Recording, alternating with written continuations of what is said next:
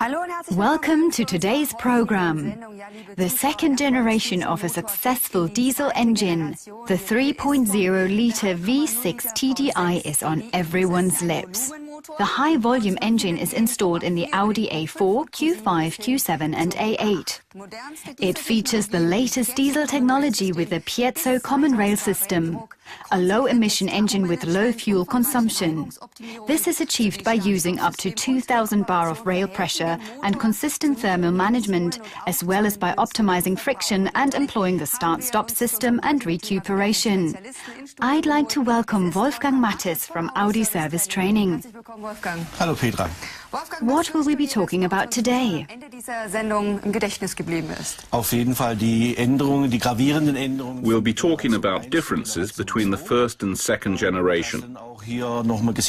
We'll take a look at what these developments mean for mechanics and customers alike. And we'll take a look at AdBlue or clean diesel for the 3.0-litre V6 TDI engine. Let's start with today's first topic. Second generation Audi 3.0-litre V6 TDI, intake manifold and cylinder head.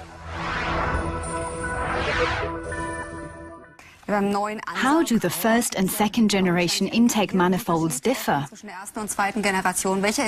Jawohl, wir haben hier ein neues Saugrohr. I have here a new intake manifold. This one is plastic, not cast aluminium.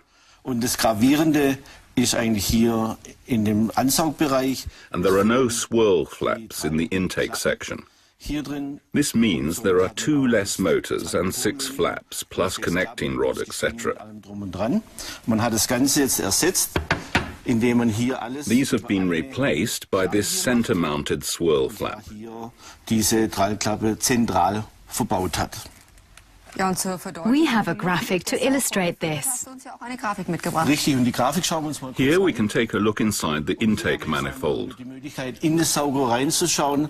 Man sieht hier. We can see by way of the parting line that the intake manifold is split horizontally Und zwar in einen oberen. into an upper part and a lower part. Der obere Teil The upper part extends above this swirl flap. geht über diese Tragklappe.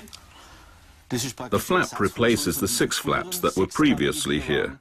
Und wir verschließen mit dieser The swirl flap closes the charging ducts. Das heißt, damit die Only then can the 3 yellow swirl ducts become active. werden können, schließen wir mit der Tragklappe die Füllkanäle. Und somit Closing the ducts creates the swirl in the cylinder. The benefit is that the same airflow is sent to all 6 cylinders, and the swirl flap is closed uniformly. gleichmäßig geschlossen und vorher, wenn dann irgendein Problem war, hat es zum Ausgleichen müssen vom Motorsteuergerät. Making it simpler and more reliable. Und funktionssicherer. Wenn wir ein Stückchen A little further down the intake manifold, we can see the throttle valve. und hier den Zugang. Here is the inlet for the exhaust gas recirculation. The exhaust gas recirculation is controlled centrally for 6 cylinders in the intake stream. Therefore, all 6 cylinders receive the same amount of recirculated exhaust gas. How does this cylinder head differ from the first generation? Am Zylinderkopf auf The cylinder head no longer has a ladder frame. der fehlende. Den hat man nicht. Bearing brackets are used instead. Lagerbrücken verwendet. Das Design vom The cylinder head is simpler in design, und auch die and the drive chain sprockets are larger because they're not as complex. das fehlt drin. Do we require a special tool to remove the cylinder head? Jawohl, da braucht man ein Yes, we need this special tool. Und das werde ich dann hier nochmal nehmen. Das ist einmal, We use it to secure the chain tensioner when removing the cylinder head. wenn der Zylinderkopf ausgebaut werden sollte. This is done when the engine is fitted. Des Motors im Fahrzeug, dann braucht man dieses Werkzeug zur Fixierung. Und dafür sehen wir nachher etwas mehr. We'll now watch a film to see how this tool is used. The new second generation 3.0-litre V6 TDI engine from Audi. This film will show you how to remove the cylinder head. This is a summary of the most important work steps. Each specific work step is contained in the workshop manual.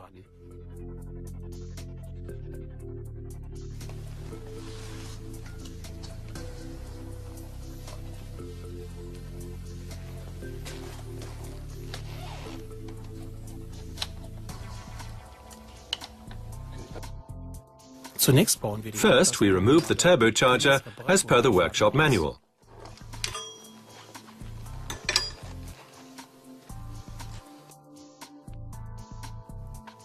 That's what the new flange looks like. These are the intake bores. And here is the oil supply and return. This is the coolant supply.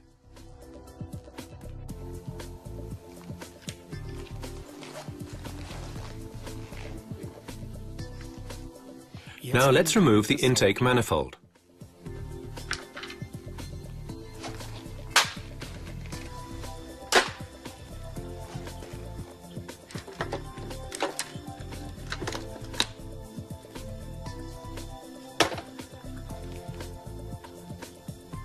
Unlike the first generation, there are no swirl flaps in this intake manifold.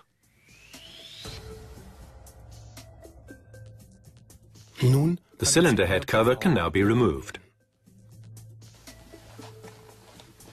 Don't forget to remove the injectors. Incidentally, these are bolted onto the cylinder head from the outside.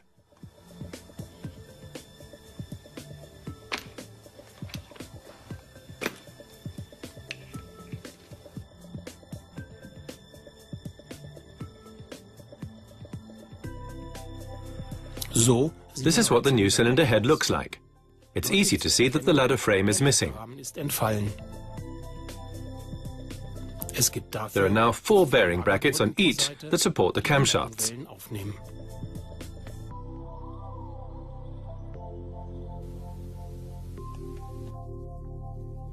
Now let's remove the cover for the chain guard on cylinder bank 1.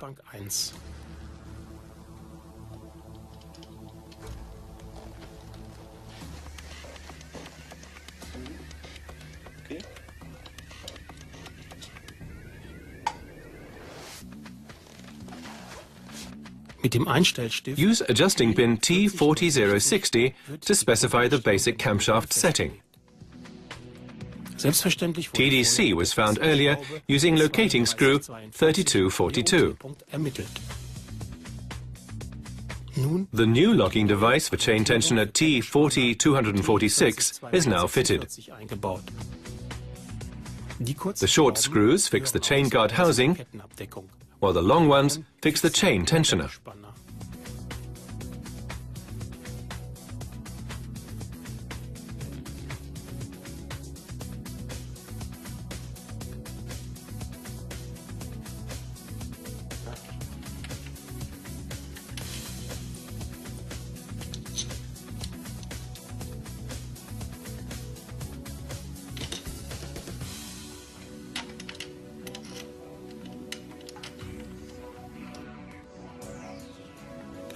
Cover the opening with a clean cloth. This prevents any small parts falling through the time chain box opening into the engine.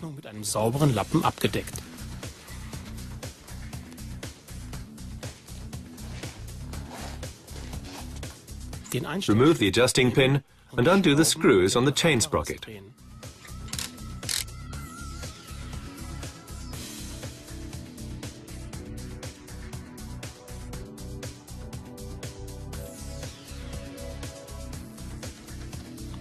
Then remove the screws from the chain tensioner and the guide rail.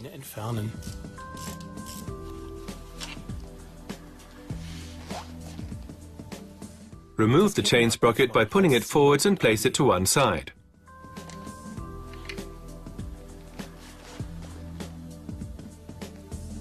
To continue the removal process, now secure the bearing brackets. These consist of 2 parts. Use the appropriate cable ties to secure each bearing bracket.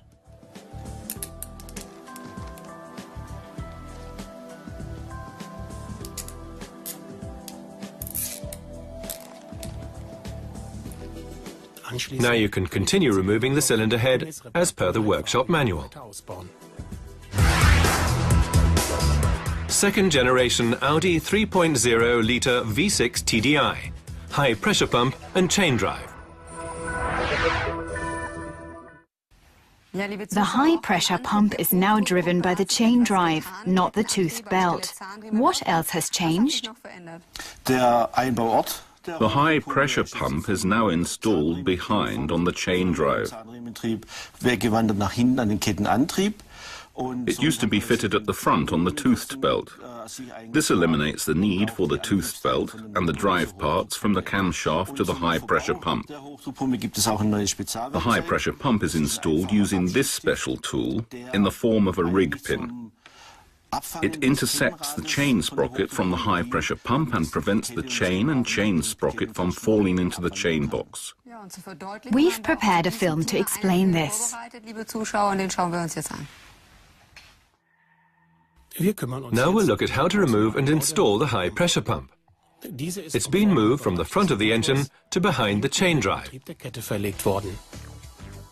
This means the toothed belt drive from the first generation is no longer needed. Remove the fixture for the turbocharger. Here we can clearly see the high-pressure pump chain drive. To continue removing the high-pressure pump, we need to dismantle the exhaust gas recirculation system. We also need to remove the engine oil cooler and the coolant shutoff valve as per the workshop manual.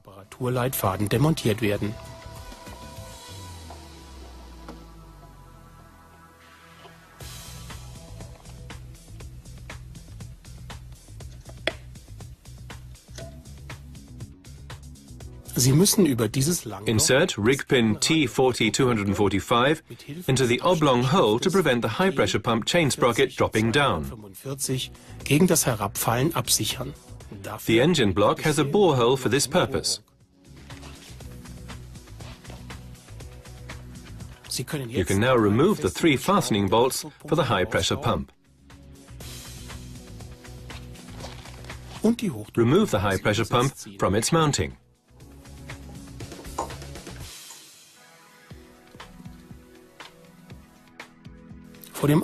Before fitting the new pump, you need to convert the old pusher for the new pump.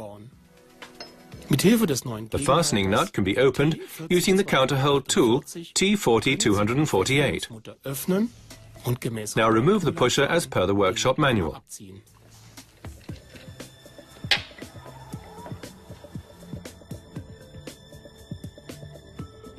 Note: the pusher's installation position is specified by a tongue and groove system.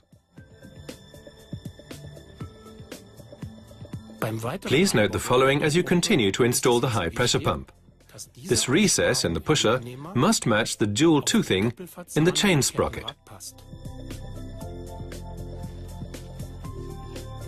The remaining installation steps are carried out in reverse sequence as per the workshop manual. What's new on the chain drive? It's a completely new design. In comparison with the first generation, it has 1 chain less in the camshaft area and 1 less chain here too. And there aren't any deflecting chain sprockets. Instead of 4 chains, there are 2. A long chain runs from the crank drive over the camshaft drive and from there over the balancer shaft to the next camshaft. It has 206 links. Thus begs the question of the chain elongating over its lifespan. The chain sleeves and sprockets have a special material coating to prevent this. The chain sleeves don't wear, and elongation is negligible.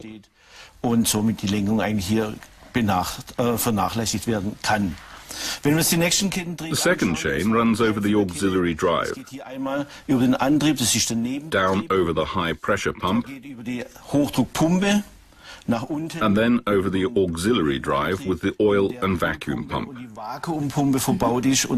The vacuum pump is now located inside the engine, not on the cylinder head. What's the benefit of the new chain drive? There are far fewer rotating parts. These do create a resistance, which in turn increases fuel consumption. So having just two chain drives means less friction in the engine. There are fewer components overall, such as two chain tensioners instead of four, two chains instead of four, and also fewer guide rails used to route the chain. All these changes make for a lighter engine. What is the weight reduction? We've reduced the weight by 25 kilograms. That's a big saving for an engine from one generation to the next. That brings us on to our next topic. Second generation Audi 3.0-litre V6 TDI thermal management.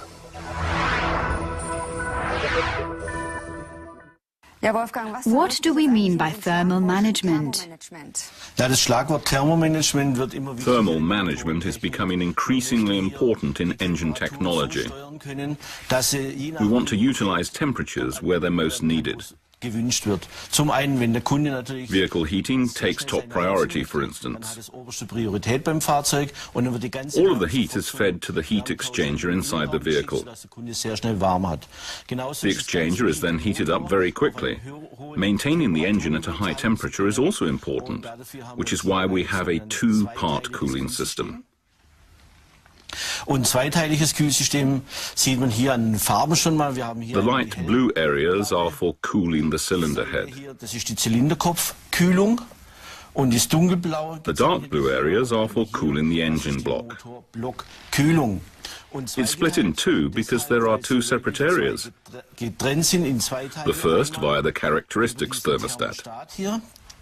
This can now be opened even wider by being energized from the engine control unit. This enlarges the cross-section and controls the coolant supply from the cooler into the cylinder head area. The second area of the block cooling works via this ball valve. This ball valve sits on the supply line in the engine block. Water does not run into the cylinder head when the ball valve closes. That's how we control engine block cooling. Each area also has a temperature sensor. One for the block cooling. This is located in the warmest place on the engine near the combustion chamber. The second temperature sensor for the cylinder head circulation is positioned here, close to the exhaust gas recirculation cooling. That's how the engine control unit always knows which temperature prevails where. Below the block, we want to run a very high temperature of up to 105 degrees Celsius. The temperature varies in the cylinder head area. The cooler supply can be controlled via the characteristics thermostat in line with the ambient temperature. In ideal conditions, we have head temperatures from 65 to 90 degrees Celsius. Being able to produce these temperatures is important. Here we can see the exhaust gas recirculation cooler. It's integrated in the cylinder head area. Let's assume the exhaust gas recirculation cooler is cooled by coolant at a temperature of approximately 65 degrees Celsius. The exhaust gas temperature will drop and the temperature in the combustion chamber will fall, and fewer emissions are produced. Volumetric efficiency, torque and output are all optimized. How are the two cooling circuits controlled? They're controlled by the engine control unit via this ball valve, which can be continuously opened and closed. When the valve is open, the coolant flows up here to the cylinder head area. It mixes here with the cooler coolant and controls the block temperature. The valve opens at an engine block temperature of approximately 105 degrees Celsius. If the cylinder block falls below 105 degrees Celsius, as read by the temperature sensor, the valve will close again. This process allows the temperature to remain constant. Here the valve is closed and no coolant flows into the cylinder head. So we have static coolant in the block and flowing coolant in the cylinder head. The thermal management system keeps the engine block, that is, the engine gearbox unit, warm. We now turn to the oil cooler bypass thermostat. What does that have to do with the thermal management system, and where is it located on the engine? The temperature in the engine block needs to be high, but not too high. The oil should have low viscosity. Engine gearbox unit, crankshaft, piston rod, etc. rotate more easily than when the engine is cold. A warm, free-moving engine has less internal friction. Therefore, this component optimizes friction. And how high do we keep the temperature? Up to 103 degrees Celsius in the oil area. Anything above this and the thermostat will open. The oil cooler is integrated in the circuit, keeping oil at this temperature. That's the benefit of having 103 centigrade? Friction is at its best in this temperature range. Previously, we didn't need the oil cooler. If we drive the car under load, the oil temperature rises to above 120 degrees Celsius. The oil cooler is then fully integrated in the circuit and the oil is cooled down. By doing this, the engine isn't damaged. The second generation 3.0-litre V6 TDI engine is also available as clean diesel. So let's take another look at how to refuel the AdBlue tank. Second generation Audi 3.0-litre V6 TDI, clean diesel and AdBlue. We've already discussed clean diesel in a previous program. Why are we coming back to it now? The clean diesel concept is available in several vehicles, such as in the Q7, as well as in the Q5 with the 2.0-litre TDI engine, and in the A4 and the new A8. What should we look out for when refueling with AdBlue? We must ensure that we use the correct tools.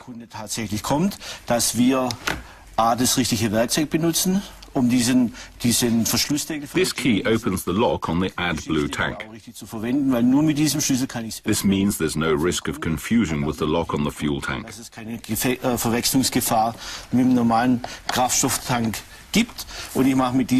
Let me just open the cap on the fuel tank.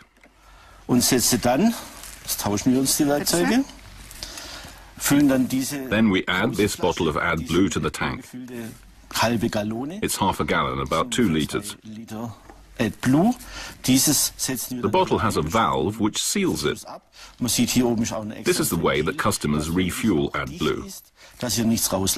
Screw the bottle onto the lock and push it down.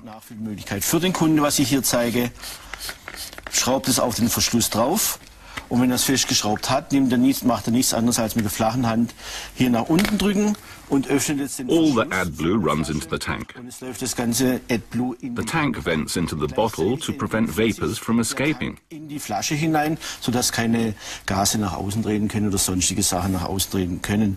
Es ist Harmstoff. Urea can indeed be odorous. Is one bottle enough? Nein, grundsätzlich, wenn die Kontrollanzeige kommt, If the warning message in the instrument cluster comes on, you should add 2 bottles, which is about 4 litres. und dann haben wir so viel reingefüllt, The warning will then disappear and the customer can continue to the workshop where the system will be topped up. Fahrt machen muss, fahren kann und dann in die Werkstatt geht zum Vollmachen wieder das ganze System. Should you always carry 2 bottles with you? No, maybe at home in the garage. Oder sowas, wenn es zum Lagern braucht. However, you shouldn't store AdBlue for longer than a year in cruise bottles. It can be kept for up to 4 years in the tank. Nicht aufhalten oder lagern sollte, sondern am besten lagert es im Tank drin. Da geht es bis zu 4 Jahre dann. What's the procedure for refueling in the workshop? So, und für den Mechaniker haben wir natürlich auch Mechanics can fill the system right to the top. dieses System komplett zu befüllen. Dazu kennt dieses They need to use the engine jack and the special tool. Hier dazu gibt es dieses Spezialwerkzeug dazu mit 6542. They need to use the engine jack and the special tool VAS 6542, Und auch die Aufnahmeplatte für den which comprises the canister, support plate and filling device. dass Sie auch nachher feststellen The canister has a scale so we know how much AdBlue has been added. zum Befüllen in der Werkstatt. To start the filling process, this hose must be attached to the canister. Und hier drüber, über diesen Stutzen, sieht man, der schaut auch länger in den Tank hinein als der Verschluss selber. This nozzle goes into the tank. AdBlue comes out at the front and the tank vent is located here on the side. Innenbehälter entlüften gleichzeitig. The canister is vented, preventing vapors from escaping. Ohne Probleme das Ding. We screw the nozzle to the bottle as before. Und schrauben wie vor die große Flasche hier auch drauf. Schraubt das Teil richtig schön fest. As soon as everything is connected, we open the airline here at the top. Die Luftleitung. Und hier unten The fluid line is opened at the bottom. mit dem Hahn. Und so wird es hier ausgetauscht. Fluid flows into the tank and the air is removed from the canister. This ensures that it's a clean process. Für den Mechaniker ist. Does everything need to be shut off again?